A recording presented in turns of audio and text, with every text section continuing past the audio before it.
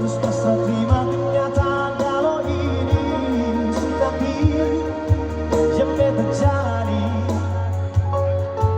Dalam hidup ini akhirnya beta sadar semua